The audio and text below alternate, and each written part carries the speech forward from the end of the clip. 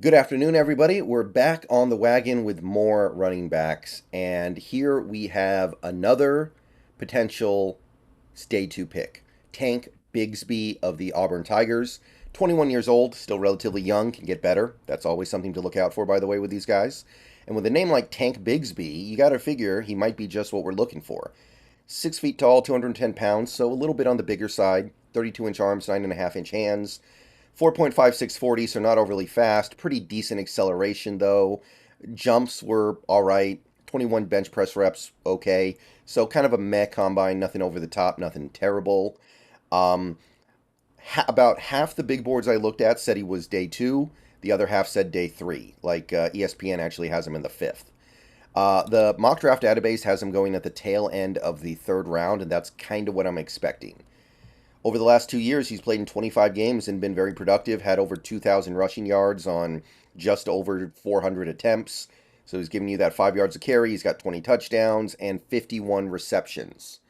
So Tank Bigsby definitely giving you production for the last 2 years at Auburn. What I can say about Tank Bigsby is that there is reason to believe this might be the kind of back that we would want to bring in here. He's a very explosive athlete, actually. I know the combine results aren't great, but if you look at him on the field, it feels like he's pretty explosive out there. He's got great vision as far as running backs go, reading blockers, picking stuff up, and figuring out where he needs to go, setting up blockers, all that kind of stuff. He is a tackle breaker. He is somebody who can go through arm tackles. He is somebody who's going to not necessarily make people, or excuse me, he's somebody who can make people miss, and he's somebody who can break tackles, excuse me.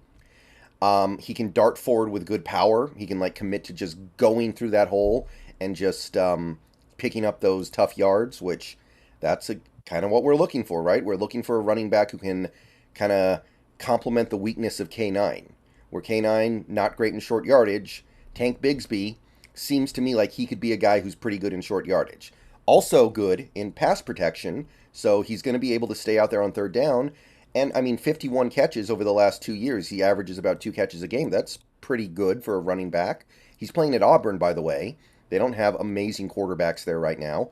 They're not necessarily going to make it easy for you, so that's pretty good production for a back out of the backfield. Um, some of the drawbacks with Tank Bigsby would be, and this is something that's going to be kind of a big deal, he can occasionally be indecisive. I occasionally emphasis on that word. Don't get me wrong. I don't think it's a terrible thing, but sometimes he can be a little bit indecisive.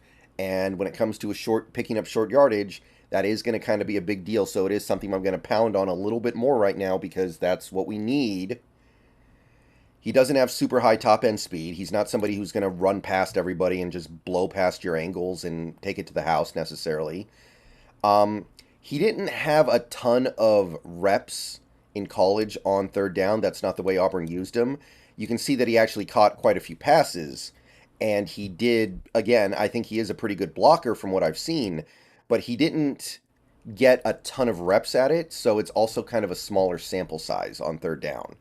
And he was a little bit of a fumbler. I think in 2021 he had like 4 fumbles, which is going to be a problem. This is a guy who was actually a 5-star in high school, by the way. So he's another one of these high school superstars that didn't become a superstar in college, but maybe it'll happen in the NFL. Maybe it was just a bad situation, bad timing, bad luck. Who knows? But he's got power and he's got vision. And that might be just what the doctor ordered here in Seattle. So I'm intrigued. And if he's there in the late third, I think that's a pretty solid pick. All right, moving on to another running back in this day two range. It's Tyjae Spears of Tulane. Could not find his age, but I could find most everything else. 5'10", 201 pounds, 31-inch arms almost, or 30 and 3/4, 10-inch hands, 39-inch vert, 10-foot 5-inch broad. Really good explosiveness on those jumps, by the way. 18 bench press reps. Couple of the big boards had him in the late areas of day two. CBS had him in like the late fourth. I think this guy's going to be a late day two pick. I think he's going to go in the late third round. The database has him going 100 overall. I think that's a pretty reasonable estimate. Played in 14 games for Tulane last year, 2022. Had almost 1,600 yards. Very efficient, very effective. Was giving you, close to about 7 yards a carry. 19 touchdowns. Very productive. Over the last 2 years, he's given you 40 receptions as well, so he's making some splashes out of the backfield as a receiver. And in 2021, he didn't see heavy usage, but he was still very efficient. So had 2 good years of production. He's got great acceleration. He gets up to his top speed very quickly. He doesn't fumble. This is a guy who showed that he was able to have good ball security. He's got great vision out of the backfield. He did zone runs where he's like, trying to find the hole. He's getting the ball and he's using his vision. And he did gap runs where he's just like, go run through this gap. So Tulane did both, and he had success in both. And that's going to be a big deal here because we do run a zone blocking scheme some of the time, but part of the time, Pete Carroll loves his gap runs. So Tyjae Spears can do both. That makes him very intriguing to me. Even though he's smaller, he runs with a surprising amount of power. Now, I'm not going to pretend like that's going to necessarily translate great to the NFL, but he's got some pop, man. And as his size would indicate, he is electric in the open field. He's going to dance around, make people miss. He's going to juke people out. He's going to make, those quick jump cuts. He's going to string moves together in succession. He gives you a lot of that stuff as well. So there's a lot going on with Tyjae Spears that I actually found myself really liking. He wasn't a guy who was super high on my radar. And I still don't know if his power stuff is going to work that well in the NFL. But I got to say, it showed up in college pretty well. He's got great decision-making skills as well. He's very decisive, I think, with his running. And I think he has a good understanding of where he needs to get to and how to get there. So overall, I really like Spears. I do think you're going to have to limit his workload due to his size, which, hey, that's fine. But don't expect to give this guy the ball 22, 25 times a game. I don't know about him on third down because Tulane didn't give him a ton of opportunities on third down. We don't know if he's a good blocker. We don't know if he's a good pass catcher out of the backfield. They didn't give him a ton of third down type reps. He did do a decent amount catching the ball over the last 2 years, but we're still looking at, well under 2 receptions a game. So it's hard to be clear there what he is. But he's a well-rounded player, I think. The drawbacks against him are mostly just, well, you're not going to be able to give him a full workload, okay. And we don't know about his third down abilities. It's not like they're bad necessarily. He just didn't get opportunities. So I think that Tyjae Spears is worth a shot in the late third. And again, I might look a little bit stupid later for saying that a guy who's barely over 200 pounds is going to be your short yardage back. But he's got a little bit of that, man. He can handle those gap runs. He can run people over. He can fall forward to pick up extra yards. Yeah, Tyjae Spears, I like him. One more guy we're going to look at here. This was a combine superstar, Chase Brown of the Illinois. I can't even remember what they are. 23 years old, a smaller guy, 5'9.5", but almost 210 pounds. 31-inch arms, 10-inch hands. Had a great 40 time, 4.43 for a guy who's 210 pounds. 1.53 10-yard shuttle, solid. Big time vert, 40 inches. Big time broad jump, 10 foot, 7 inches.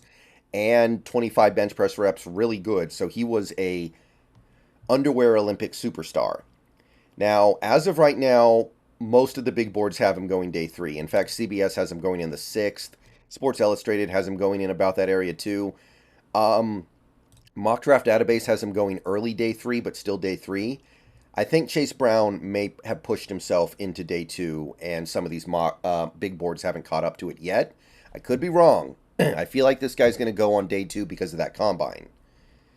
He also had a monster year of production in 2022. 12 games, he gave you almost 1,650 yards on 328 attempts, 10 touchdowns, 27 catches out of the backfield. And that was a big improvement on what he did the previous year, where he was still giving you about 1,000 yards on almost 6 yards a carry. So, really good college career. You put it all together, I think this guy's going to end up going pretty high. He's got really good high-end speed for a guy who's 210 pounds. He accelerates up to his top speed really fast. Once he plants and goes, he's already up to top speed after taking a couple steps, it seems like. And, hey, he had, how many touches did he have in 2022? Almost 360 in 12 games. So that's almost 30 touches a game for Chase Brown. Almost 30 touches, and he held up. So he proved that he can be a bell cow back. I don't know if you want to use him like that, but he proved he could do it for at least a season. He's very intelligent in setting up blockers and using his vision to find the hole. He's got good ability as a pass catcher, which he showcased in 2022. And he's got agility, which should translate well to his elusiveness at the NFL level. Now, unfortunately, as much as I like this player, I will acknowledge that on the inside runs and short yardage plays, it's not great. His success rate in 2022, even as well as he played, was not all that good.